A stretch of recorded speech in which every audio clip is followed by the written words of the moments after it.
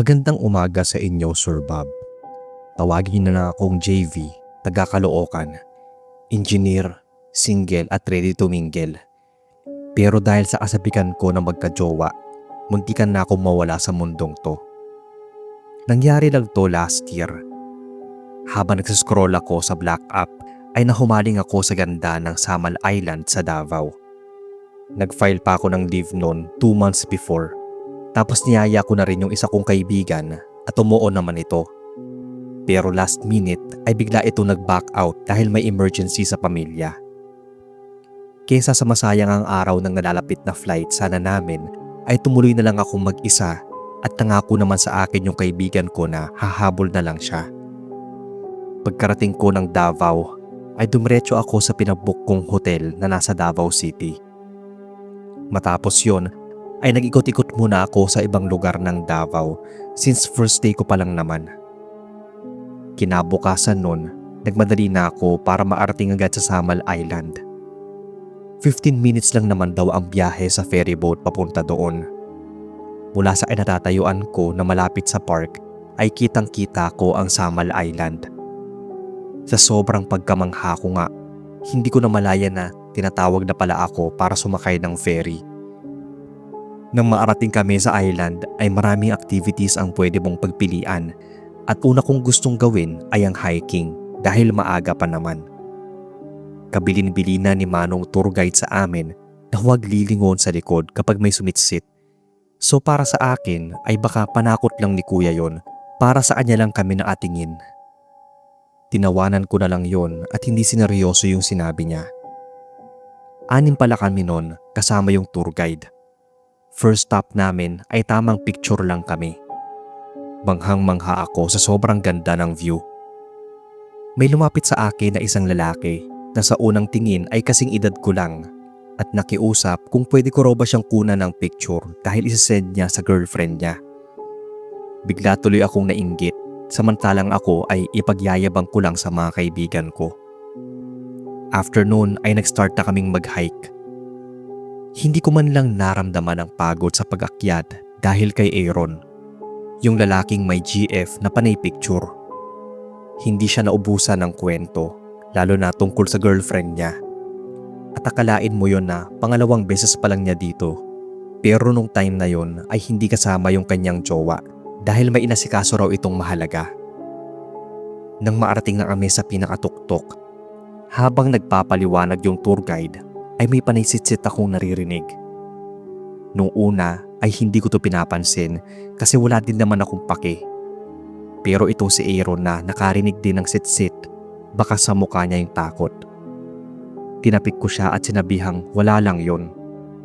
Tumango na lang siya at nanahimik. Pagkalipas ng ilang saglit, naging maligalig na ulit siya hanggang sa makababa na kami. Nagkayayaan kami ni Aaron na kumain at maligo sa beach. Habang kumakain, kausap niya yung girlfriend niya. Panay tinginan ang mga tao sa amin dahil sa kaingayan ni Aaron. Binaliwala ko na lang yon. Ang mahalaga ay nag-e-enjoy kami.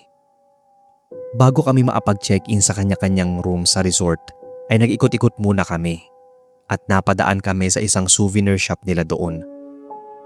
Sa unang pagkakataon, ay na-love at first sight yata ako. Sinabi ko agad kay Aaron, pero bigla na lang nagbago yung ekspresyon ng mukha niya. Nagtataka ako nang bigla siyang nagmamadali na umalis. Tinawag ko pa nga siya ng ilang beses, pero hindi na niya ako pinansin.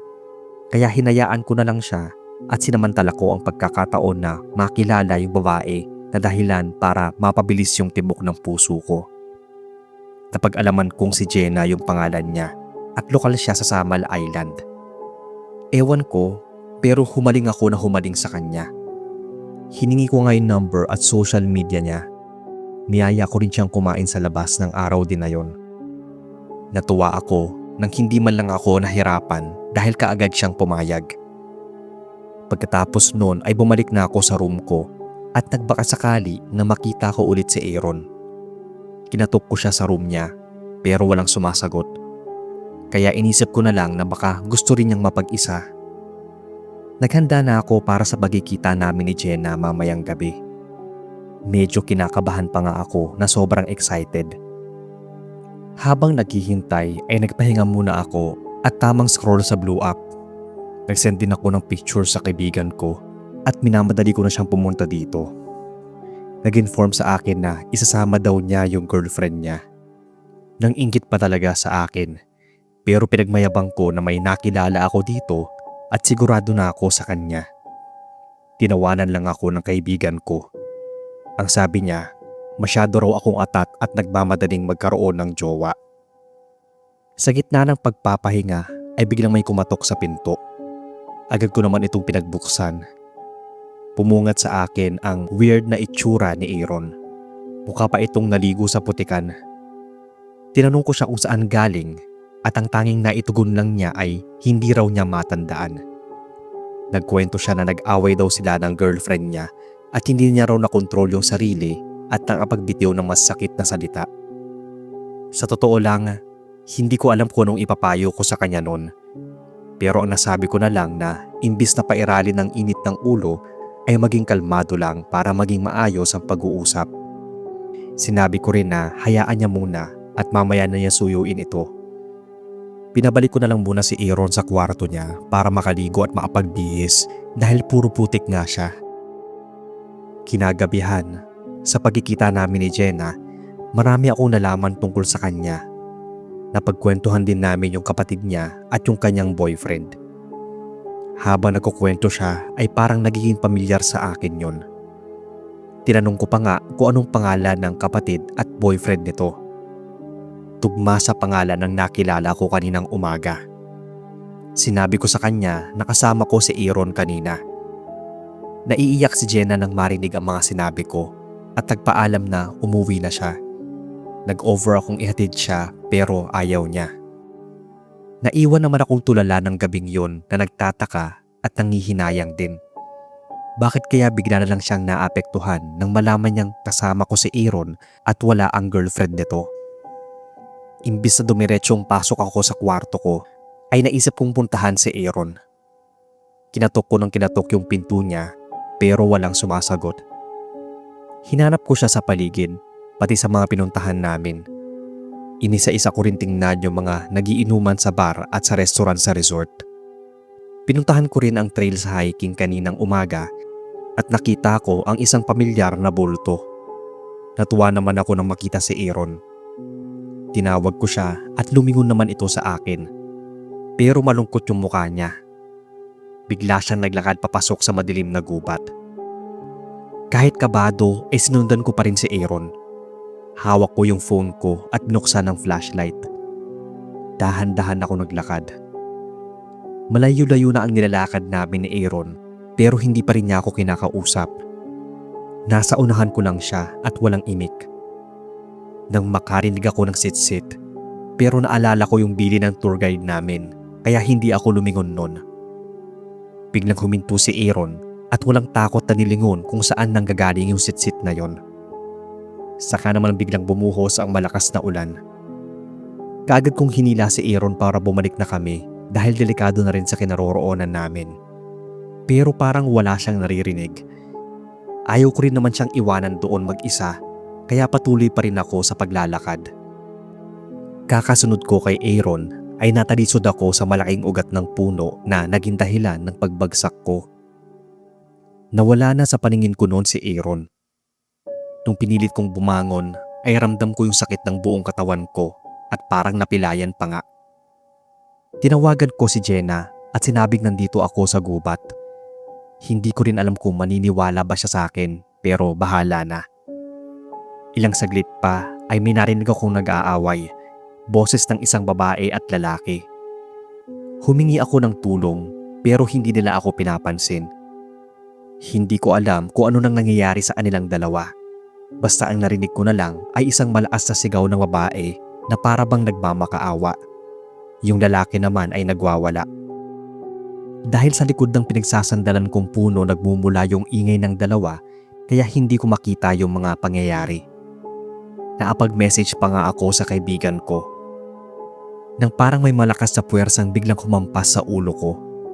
Hindi ko na alam ang sumunod na nangyari. Nagising na lang akong nasa ospital na. Nasa tabi ko si Jenna at yung kaibigan ko naman ay kausap ng doktor. Humingi ng tawad si Jenna sa pag-alis niya sa date namin. Sinisisi nga niya yung sarili niya kung bakit ako napunta sa gubat. Pero nagulat ako nang malaman ko na kaya pala siya umalis noon ay para hanapin si Aaron na sinasabi ko, yung picture niya. Sa pagkabigla niya ay hindi na niya ako nasabihan noon. Si Aaron kasi at yung kapatid niyang babae, matagal nang nawawala at sa gubat din yun nangyari. Hanggang ngayon ay hindi pa rin nila alam kung anong nangyari sa dalawa dahil walang bakas ng kahit ano o kahit mga katawan nila. Ang na-recover lang ay iilan nilang gamit doon mismo sa gubat ng trail. Naisip nilang baka nagtanan na ang mga ito at nagpakalayo-layo. Pero bakit naman nila gagawin yon nang wala man lang paalam sa kanilang pamilya? Hindi daw ganun ang pagkakakilala ni Jenna sa kapatid niya. Naging missing persons case ang kaso nila. Hindi pa rin ako maapaniwala sa mga narinig ko kaya tinignan ko ang picture sa gallery. Mga kuha namin yon sa hiking. May nakasave pa nga akong group picture namin pero ang naapagtataka dahil wala doon si Aaron. Bigla ko lang naalala at na-realize na kaya siguro pinagtitinginan ako ng mga tao kapag naglalakad ako pati nung time na kumakain ay wala pala talaga akong ibang kausap at kasama. Nasabi pa sa akin ni Jenna na yung unang pagkikita namin sa souvenir shop ay iniisip niya na ang weird ko raw nung araw na yon dahil bigla na lang daw akong nagsisigaw. Sa kabila ng mga nangyari ay na-enjoy ko pa rin yung bakasyon ko sa Samal Island kahit na may kababalaghang nangyari at hindi ko na kumbinsing sumama sa akin sa Manila si Jenna. Yung pagkawala ni na Aaron at ng girlfriend niya ay nananatili pa ring misteryo. Ang naiisip ko tuloy ay baka engkanto na ang kumuha sa kanila. Ito lang Sir Bob ang kwento ko. Sana ay mabasa ninyo.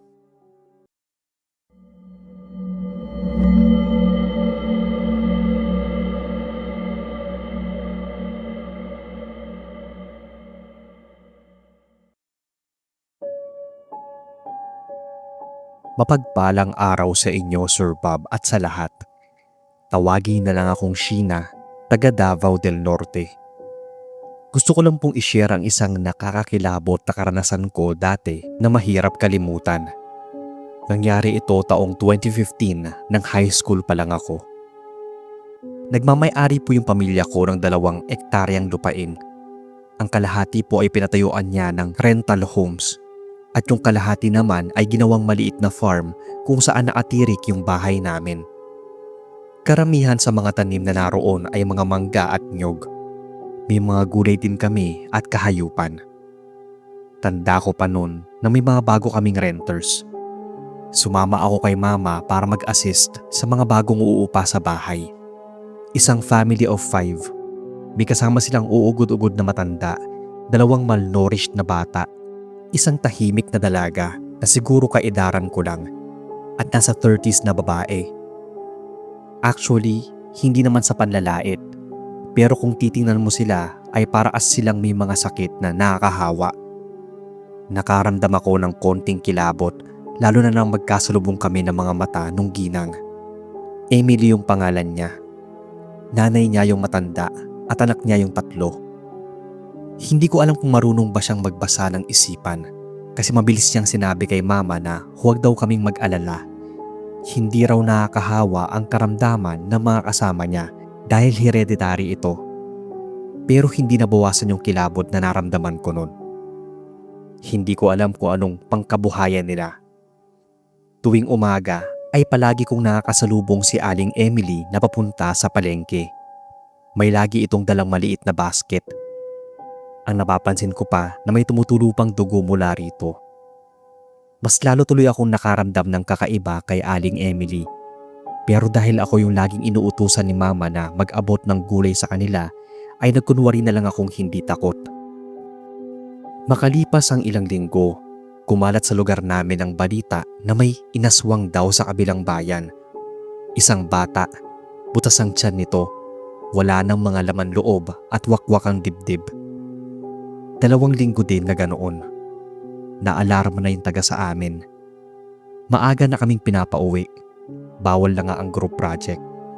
Basta may curfew sa buong lugar. Takot na takot kaming lahat. One time, nalita kong umuwi sa amin. Nagkasakit kasi si mama. At bilang panganay, ako ang nangongolekta ng mga renta. Hindi naman ako natatakot na iwanan siya sa bahay dahil napapalibutan ng buntot pagi ang bawat sulok ng bahay namin. Kahit sabihin na sa mismong lupa na pagmamay-ari ng pamilya lang ako, legit ang takot na nararamdaman ko nun. Wala na sigurong paki ang aswang kung kaninong lupa yon dahil ang mahalaga sa kanila ay ang aaswangin o bibiktimahin. 2 bahay na lang ang hindi ko pa nasisingil nun. Isa sa bahay na yon ay yung inuupahan ni Aling Emily. Sinadya ko na huli ang bahay nila since every 7 PM ko naman siya napapansin na umuuwi. Nang makuha ko na yung renta sa kabila ay nagmadali na akong puntahan yung inuupahang bahay ni na Aling Emily. Grabe na yung nararamdaman kong kaba ng mga oras ngayon dahil inabot ba naman ako ng 2 oras na kakasingil at kakahintay sa mga nagrerenta. Mag-aalas 9 na rin nun. Mabilis ang ginawa kong paghakbang habang mahigpit na hinahawakan ng flashlight. May bitbit rin pala akong asin sa bulsa, nakatagong sanga ng kalamansi sa backpack ko at nagkwintas rin ako ng bawang. Bahala ng pagtawanan ako nang makakita sa akin pero mabuti na ang sigurado. Pero nang papalapit na ako sa inuupahan ni na Aling Emily ay may narinig akong mga ungol. Kakaibang ungol na parang nasasaktan. Matinding kilabot talaga yung nararamdaman ko nun. Nagdadalawang isip pa nga ako kung tutuloy sa bahay nila o tatakbo na lang pauwi. Pero wala sa dalawa ang ginawa ko. Nagtago na lang ako sa ginawang treehouse sa may puno ng mangga. Hindi ito kalayuan sa bahay ni na Aling Emily. Natakot na kasi akong kumatok dahil parang nakarinig pa ako ng nabaling kahoy o nabaling buto. Ewan ko. Hindi ko na rin magawang umuwi kasi medyo malayo pa yung kinaroroonan ng bahay namin. Nagmadali na lang akong umakyat sa treehouse. Kagad kong pinatay yung hawak kong flashlight. Naalala kong muli yung kakaibang ingay na nagmumula sa bahay ni na Aling Emily. Parang may tunog ng pagaspas ng ibon. Sumilip ako mula sa siwang ng treehouse at nasaktuhan ko talaga ang isang malaking ibon na lumabas mula sa bintana ng tinutuluyan ni na Aling Emily. Pinipigilan ko yung sarili kong makagawa ng ingay nun dahil sa takot na baka malaman ng aswang na nagtatago lang ako malapit sa kanya. Nanginginig na ako sa sobrang takot pero hindi ako lumabas. Inilabas ko ang sanga ng kalamansi at mahigpit yung hinawakan. Nakatulog na nga ako sa sobrang takot. Pero nagising ako nang muling makarinig ng pagaspas. Takot na sumilip akong muli sa may siwang. 2 malaking ibon ang nakita ko sa labas ng bintana ng bahay nila. Isa sa kanila ay parang sugatan. Nagmamadali ang mga ito na pumasok sa bintana. Hindi ko alam ang gagawin ng mga oras na yon. Basta nagstay lang ako sa pinagtataguan ko. Pasikat na ang araw nang mapagpasyahan kong bumaba. Medyo nanginginig pa nga yung tuhod ko na tinungo yung bahay ni na Aling Emily para singilin siya. Makailang beses nakatok ang ginawa ko bago ako nito pinagbuksan. Sobrang putla ni Aling Emily. May benta ito sa kaliwang braso. Nagbayad pa rin naman ito kahit papaano. Kumalat na naman yung balita na may inatake ng aswang kagabi na napuruhan pa nga nila ito. Pero mabilis na nakalipad palayo. Kinabukasan naman ay nalaman ko na lang na namatay ang nanay nito. Ang sabi nito ay inatake raw sa puso. Pero ang hindi nila alam ay saksi ako ng gabing yon. Natakot na lang akong magsalita. Kasi kapag ginawa ko yon ay baka pamilya ko naman ang mapagdiskitahan.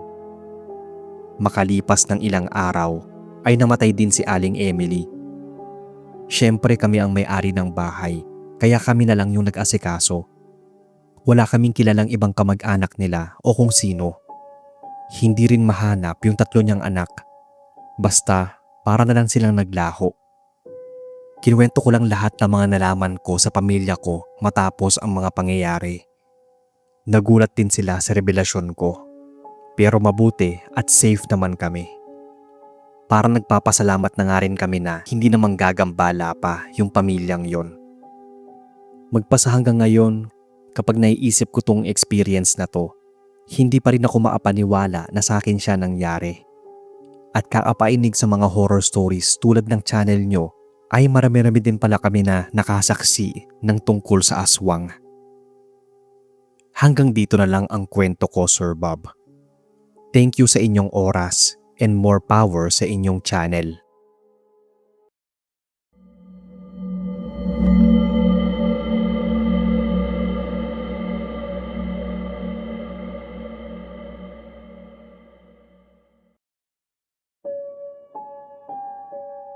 Magandang araw, Sir Bob. Tawagin na lang akong Erwin, 37 years old, delivery truck driver sa Davao City. Hindi na bago sa akin ang kwentong kababalaghan dahil nung binata pa lang ako ay ginawang katatakutan ang pampalipas oras namin ng mga barkada ko. Pero hindi ko lubos maisip na yung katuwaan namin noon ay mararanasan ko ngayon. Sa totoo lang, gusto ko na lang ibaon sa limot yung mga nangyari. Pero simula nang napainggan ko ang mga kwento nyo ay naglakas loob na rin akong magbahagi ng kwento ko naman. Matagal na akong driver ng delivery truck sa factory sa Carmen, Davao City. Maraming kwento sa factory na marami raw kababalaghan ang nangyayari doon simula nang napalitan yung supervisor namin. At sa tuwing naririnig ko ang kwentuhan nila ay natatawa na lang ako. Nagagawa ko pa nga silang biruin na wala lang sa akin ang mga ganun. Ilang araw na akong walang hawak na sasakyan at puro backup lang muna dahil nasira yung truck van na ginagamit ko.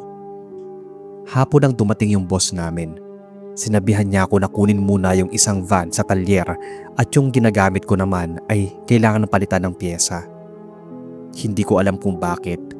Pero binulungan ako ng isa sa mga guard doon na yung mga nakaraang driver ng truck van 81 na yon ay bigla na lang namamatay. Mag-ingat daw ako at bigla na lang itong tumawa ng malakas. Kakabahan na sana ako. Joke lang pala. Pagdating ko sa talyer, kinuha ko na agad yung isang van. Naisip mong swabe lang ang patakbo hanggang sa makabalik sa factory. Bago ako makalabas ng sasakyan ay may naramdaman akong malamig sa kamay na dumapo sa akin. Biglang bumulong ng salamat sa paghatid. Napabalikwas ako at biglang sinara yung pinto. Nagkwento ako sa isang kasamahan kong driver at sinabihan lang ako na baka pagod lang yon. Naisip ko nga siguro na pagod lang ako. Yan na lang yung nasabi ko sa isipan ko. Kinabukasan, hindi ko na naisip yung nangyari. Tuloy lang ang trabaho. Medyo masama na yung pakiramdam ko pero kaya ko pa naman. Hindi lang talaga kasi ako sanay na kapag may sakit ay pahiga-higa lang. Napansin ko na sa buong araw ng biyahe ko ay panay-ihi ako. At sa tuwing lumalabas ako ng sasakyan ay may napapansin ako na bakas ng mga kamay sa salamin kahit wala namang alikabok yung sasakyan. Binaliwala ko na lang at lilinisan ko na lang mamaya. May isa pa ako napapansin na sa katagalan ng biyahe ko, pakiramdam ko ay hindi nababawasan yung karga ng sasakyan. Halos wala naman ng laman ng likod pero ang bigat pa rin. Chinek ko nga yung hangin ng gulong. Okay naman. Pati yung gas at motor okay naman. Sa isip ko baka masama lang talaga siguro yung pakiramdam ko kaya akala ko ay mabigat. Nang maarating ako sa factory, habang inaayos ko ang pagkakapark ay naging normal na ang bigat nito. Aktong lalabas na sana ako nang bigla na lang akong hindi makahinga na para bang may tumatakip sa mukha ko. Pilit kong inaabot yung busina para maatawag ng pansin pero baliwala lang yung ginawa ko. Ramdam kong unti-unti na akong nawawalan ng lakas. Mamamatay na yata ako, yan yung nasa isip ko. Bago ko tuluyang ipikit ang mga mata, ay may isang babaeng nagpakita at nagsabi na ito raw ang tamang araw. Nagising na lang ako sa ingay na narinig mula sa labas ng sasakyan. Kinakatok na pala ako ng guard. Naguluhan ako dahil panaginip lang ba ang lahat ng yon o totoo? Pagbukas ko ng pinto ay tinanong ko agad yung guard kung anong nangyari. Ang sabi niya sa akin ay nakita niya akong para bang inaatake sa puso. Kaya nagmadali siyang puntahan pero nakalock yung van at hindi niya mabuksan yon. Sinubukan nga din niyang basagin yung salamin pero masyadong matigas. Napagtanto kong hindi pa naginip ang lahat ng yon. Kinuwento ko pa nga sa guard yung nangyari sa akin sa loob. Sinabihan niya akong mag-ingat palagi at huwag mag-stay ng matagal sa loob lalo kapag wala akong ibang kasama. Nag-request ako sa boss ko na kung pwede na yung dati kong minamaneho yung gamitin ko. Pero ang sabi niya sa akin ay hindi pa raw tapos yun ayusin dahil marami pang kulang na piyesa. Wala na lang akong nagawa kung hindi ang mag-ingat at maging alerto kapag ako lang yung nasa sasakyan. Bago umuwi ay nililinisan ko muna ang mga salamin na puro bakas ng kamay. Nagtataka lang talaga ako noon kung saan galing yon. Samantalang wala naman akong napapansing mga batang naglalaro na malapit sa sasakyan sa tuwing magdi-deliver ako. Kinausap ko ulit yung guard namin. Tinanong kung totoo ba yung biro niya sa akin noon nung nakaraan at baka may koneksyon ito sa nangyayari sa akin ngayon. Umamin yung guard sa akin na may mga naririnig siyang iyak at sigaw sa loob ng truck van tuwing night shift siya. At kung minsan naman ay sa umaga, may mga nag-uusap. Doon na siya nagsimulang magkwento na yung dating supervisor at ang driver ng truck van na yon ay may ginawang karumal-dumal sa isang babaeng nagtatrabaho din sa factory at sa mismong truck van na yon lahat nangyari. Kinilabutan ako sa narinig. Nagmadali akong umuwi sa amin dahil hindi ko alam kung kakayanin ko pang magmaneho kinabukasan. Naglakad lang ako pa uwi. Nang madaanan ko ang isang bahay na maraming tao. Sa di kalayuan ay natanaw ko ang nakasabit na itsura sa tarpaulin. Nagulat ako at napaatras. Nagmadali akong makauwi ng bahay. Pinagtagpi-tagpi ko ang mga nangyari. Yung babaeng nagpakita sa akin at yung mukha ng babae sa tarpaulin ay iisa lang. At yung babaeng yun, siya yata yung hindi matahimik na kaluluwa sa truck van 81. Hindi ako pumasok ng ilang araw dahil nanginginig pa rin sa takot kapag naiisip ko ang nangyari doon sa truck na minaneho ko. Pero nakailang tawag na yung supervisor namin na kailangan daw talaga nila ang tulad ko sa factory. Pumayag ulit ako na magtrabaho sa kanila. Pero ang sabi ko, hindi ko nahahawakang muli yung truck van 81. Pumayag naman sila. Kinabukasan, naging maayos yung pagdi-deliver ko at may kasama na ulit ako. Medyo napanatag na rin sa mga oras na yon at dahil marami-rami ang dineliver namin ay ginabi na kami ng makabalik ng factory. Hindi pa man kami nakakababa ay nakaramdam na ako ng panlalamig. Akala nga ng kasamahan ko ay nilakasan ko lang yung aircon. Pero nagtaka kami pareho na hindi naman nakabukas yung aircon. Sumisikip na yung paghinga ko nun at ganun din yung kasamahan ko. Nakarinig ako ng boses ng babae. Umiiyak tapos sumisigaw. Nang bigla na lang nabasag yung salamin sa gilid ko. Kaagad na binuksan yung pinto ko at may humila sa akin palabas. Sa bilis ng pangyayari, hindi ko alam kung nakalabas din ba ng sasakyan yung kasama ko. Nagising na lang ako na nasa quarters room ng factory at nasa kabilang banda nakahiga yung kasamahan ko. Lumabas ako para alamin yung nangyari. Pumungat sa akin yung guard na siyang nagligtas sa amin. Inusisa ko yung truck van na gamit ko. Napagtanto ko na hindi ito yung original na gamit ko, kundi yung truck van 81. Pinuntahan ko agad yung supervisor namin. Sinabi niya na malaki ang nagasto sa isang truck van at para maatipid daw, nilipat na lang ang plate number ng isa sa truck van 81. Hindi ako nakapagtimpi noon at sinapak ko siya. Nag-resign din ako on the spot. Nagpaalam at nagpasalamat naman ako sa guard namin na yon na napag-alaman kong kapatid pala siya ng babaeng nagpaparamdam at gusto niyang matahimik na yung kaluluwa ng kapatid niya. Lumbas ako ng factory yon nang walang lingon-lingon.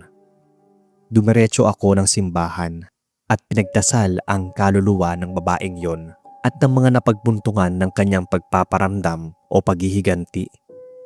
Mahirap din kasi kung hindi patanggap ang nangyari sa'yo.